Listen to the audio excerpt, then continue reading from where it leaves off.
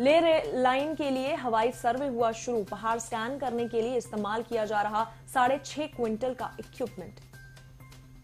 ले rail line के निर्माण के लिए सड़क परिवहन और राजमार्ग मंत्रालय ने हवाई सर्वे शुरू कर दिया है।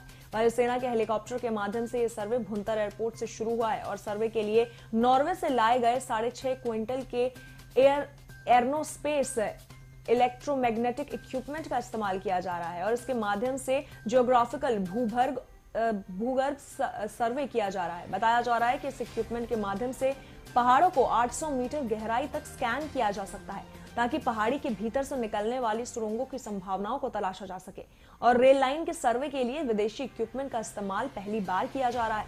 विदेशी तकनीक से किए जा रहे इस सर्वे के माध्यम से लेह तक निकलने वाली रेल लाइन का रोड मैप तैयार किया जाएगा।